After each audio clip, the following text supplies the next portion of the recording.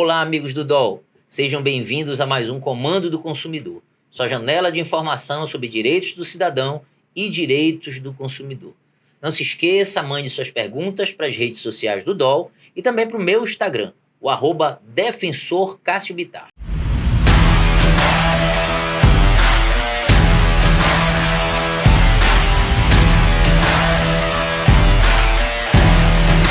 No EP de hoje, vamos responder as perguntas do internauta e falar sobre um tema que é frequentemente demandado aqui no Comando. Diz respeito à energia elétrica, afinal de contas, por que a nossa energia é tão cara?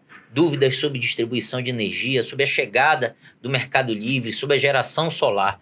Então, para falar aí sobre todos esses temas, eu tenho a satisfação, a honra de ter aqui conosco o professor Dr. Carlindo Lins, que foi presidente do Conselho Nacional de Consumidores de Energia Elétrica, do Conselho Estadual de Consumidores de Energia Elétrica, foi conselheiro do ANS e hoje está aqui conosco compartilhando o seu conhecimento e as suas informações. Professor Carlindo, muito obrigado por sua presença e disponibilidade. Eu é que agradeço a oportunidade e fique bem à vontade. Tá certo. Olha, professor, as informações foi divulgado ultimamente, recentemente, nos diversos veículos de comunicação, que o estado do Pará está liderando o ranking das tarifas de energia no país. E isso ocorre num cenário em que o custo da energia elétrica, o custo do megawatt, se aproxima de R$ 1.000. A que o senhor atribui esse tipo de realidade, esse tipo de situação? Na realidade, o estado do Pará, ele já vinha sendo líder, ele é o líder e continuará sendo líder caso não seja provocada alguma alteração ou mesmo correção nessa estrutura tarifária. Alguns custos inerentes ao estado, na realidade, só acontecem aqui no estado do Pará. O estado do Pará é o segundo maior estado do país. O setor elétrico ele funciona tipo um condomínio. Então, tudo que se faz aqui, a dimensão é muito maior que em outros estados. E isso gera justamente um custo muito grande para o consumidor. As nossas redes de distribuição de energia são bem maiores. O deslocamento para você colocar para funcionar o sistema elétrico é bem complexo. Nós aqui no estado do Pará, para você operar esse sistema e dar essa manutenção para os consumidores do Pará, a equipe da Equatorial tem que se deslocar de avião, de barcos. Então, por exemplo, só permita-lhe interromper, o senhor diz que a dimensão do estado, né, essas dificuldades operacionais, elas vão refletir esse custo elevado. Vão e refletem muito. Tem duas coisas que a gente cobra muito e que custa dinheiro. É a qualidade da energia. E tem uma outra coisa que custa muito mais. São as dificuldades para você colocar essa energia. Eu tenho colocado isso, inclusive, lá em Brasília, sempre para a ANEEL, essa dificuldade que a concessionária tem para trabalhar em determinados estados. Então, essa dificuldade toda, ela reflete no custo da energia, né? E é uma coisa que tem que ser corrigida no país, eu digo, não é só no estado do Pará, mas tem que ser corrigida no país.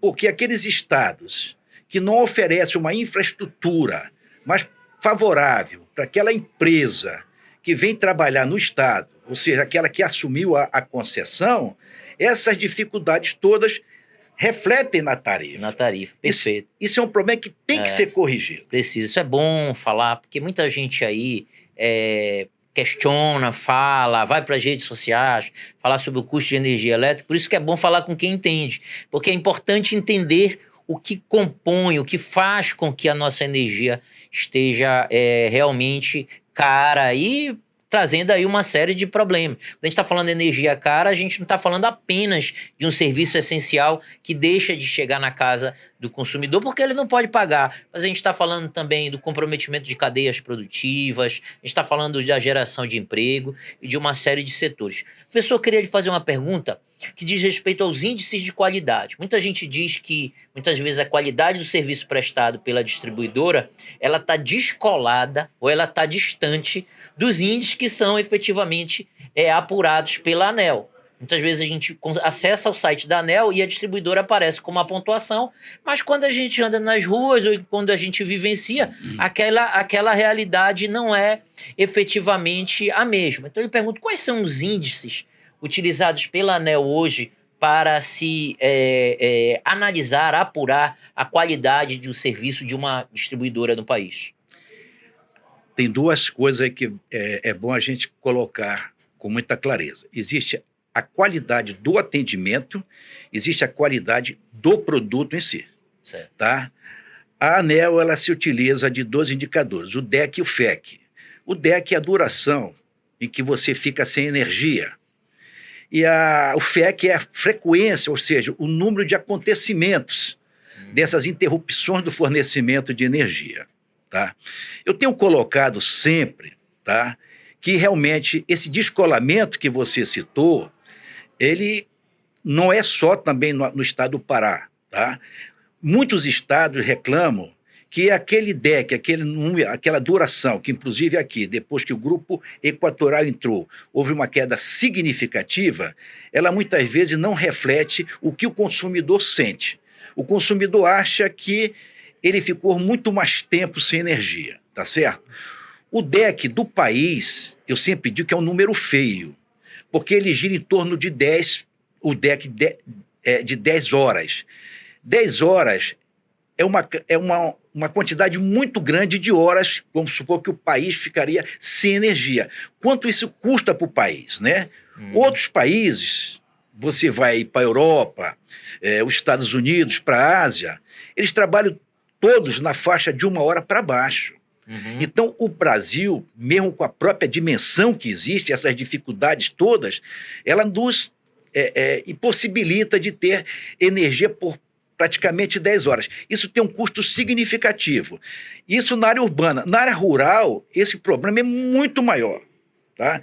Nós temos aí informações na área rural de produtores rurais ficarem 15 dias sem energia, Nossa. 20 dias sem energia, e o produtor rural, ele é muito diferente do consumidor urbano, aquele consumidor rural, porque ele depende da energia para a sobrevivência dele. Ele depende da energia pelo produto que ele negocia no mercado. Entendo. Ou seja, a própria renda dele vem justamente do produto que ele negocia. Certo. E que muitas vezes ele deixa de negociar esse produto porque a energia não chegou até a propriedade dele, né? É muito importante fazer essa distinção e essa identificação, ou seja, os critérios têm que levar em consideração a realidade do setor urbano e do rural. Mas olha, tem pergunta do internauta aqui para a gente responder. O Jairo manda uma pergunta aqui, ele fala boa tarde, já cumprimentando, né, nossa equipe, e aí ele fala assim, recebi um e-mail com uma oferta de compra de energia através do Mercado Livre. Sou consumidor residencial. O Mercado Livre de Energia ainda já está disponível para o consumidor residencial? Então é importante primeiro aqui, eu acho, para esclarecer nossa internet, o que é nossa internet já, o nosso internauta, o que é efetivamente o Mercado Livre e responder a pergunta dele. O Mercado Livre já está acessível ao consumidor residencial? Não. O Mercado Livre só está acessível a quem tem alta e média tensão. Tá? Certo. O baixa tensão, que é o consumidor residencial, ainda não tem acesso. Isso é um processo que está em andamento e que, para os consumidores residenciais, eles só vão ter essa portabilidade ou esse acesso ao Mercado Livre em 2028. Então, ainda tem... E o que é o Mercado Livre, professor? Só para esclarecer nosso internauta aqui. O Mercado Livre você compra direto da geradora, ou então de uma comercializadora. O pessoal de alta tensão, ele compra direto, muitas vezes, da geradora, ou então da comercializadora, então você não tem o contato da parte de transmissão, nem da distribuidora. Isso elimina todos esses custos inerentes a esse processo todo, não só do transporte da energia, como do funcionamento dessa engrenagem toda para colocar energia na sua residência. Isso tudo some. Perfeito. Olha, uma pergunta do internauta aqui bem interessante, também pergunta recorrente. A Solange, da Marambaia, faz uma pergunta ao programa. Primeiro, ela parabeniza Obrigado, Solange, por sua atenção, por sua audiência, parabenizo o programa e sempre acompanho. Professor, gostaria de saber, o estado do Pará possui 2 grandes projetos hidrelétricos, grandes usinas com impactos socioambientais que geram energia limpa que serve todo o país. Esses projetos não refletem, por que esses projetos não refletem no custo da tarifa para o paraense? Senhora Solange, isso é um outro problema que pesa muito. O Pará tem as maiores usinas do país, nacionais, estão no Pará, que é Belo Monte e Tucuruí. Tá? Uma vez que lá, Foz do Iguaçu, ela é binacional, né? Só que a produção de energia não entra absolutamente nada na composição tarifária. Zero.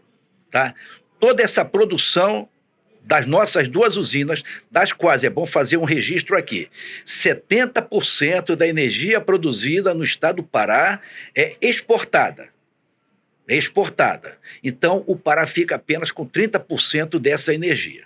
E o que é mais interessante, quem vai se beneficiar justamente dessa energia são os estados que estão recebendo a energia, porque as empresas que lá trabalham, elas cobram em cima disso aí os impostos. Então, o imposto da energia, ele não é cobrado na produção, ele é cobrado no consumo. Então, lamentavelmente, não pode o Pará não se beneficia dessa energia. É uma outra briga que nós estamos colocando isso lá em Brasília, que quem exporta energia poderia ter alguma contrapartida. A única contrapartida que se tem o Estado se refere aos royalties. Mas o royalties nada vem para o consumidor. Vai para o Estado 25% e 75% para aqueles municípios que tiveram as áreas comprometidas. Em função da proporcionalidade de cada área, ele recebe esse royalties. Isso é importante que se pense, né, que faça reflexão. Hoje existe aí um grupo de trabalho, inclusive o senhor integra, né, do governo do estado, que está estudando medidas para mudar essa realidade. Quando nós falamos hoje em transição energética, em justiça energética, é justamente para debater temas que viabilizem, que estudem alternativas, para que nós continuemos a trabalhar em energia limpa, mas também uma energia acessível, né? Quando estamos falando de justiça energética, não é só falar de justiça de energia limpa, mas também de inclusão no setor de energia elétrica, inclusão tarifária. Professor Carlindo, quero que o senhor saiba que é uma honra receber o senhor aqui no Comando do Consumidor. Sem via de dúvida, hoje é uma das maiores autoridades do Pará e do Brasil no setor elétrico e tem demonstrado isso através do seu trabalho no Conselho Estadual, como consultor do Conselho Estadual de Energia e através da articulação com todos os conselhos de consumidores de energia elétrica do Brasil. Quero agradecer a sua presença aqui, foi valiosa, foi enriquecedora e oportunizar, se o senhor quiser também deixar seu e-mail, seu contato, para que as pessoas possam mandar perguntas, sua rede social. O senhor usa o Instagram? Eu uso o Instagram, sim. É @Carlindo Lins. Eu acho que é isso aí, nem sei. @Carlindo Lins. Então, vou colocar aí o @Carlindo Lins e o senhor receba a nossa gratidão aqui do grupo e também a minha gratidão, ok? Nós queremos agradecer essa oportunidade e nos colocamos sempre à disposição, tá, para prestar todos os esclarecimentos que forem necessários, para que o consumidor realmente tenha noção de como essa engrenagem funciona, tá? O porquê essa energia é muito cara, que eu acho que socialmente ela realmente reflete muito na receita, na renda do povo brasileiro, e existe um esforço muito grande. Hoje, no país, até a própria ANEEL tem consciência disso, que nós temos que trabalhar em busca de encontrar uma energia que caiba no bolso do povo brasileiro. Muito obrigado. Obrigado. E você que nos acompanha no Comando do Consumidor, meu agradecimento por sua audiência, por sua atenção. Não se esqueça, mande suas perguntas, denúncias, reclamações, ideias para as redes sociais do DOL e também para o meu Instagram, o @Defensor Cássio Bittar. Não se esqueça, a informação é sempre o melhor negócio. Até a próxima.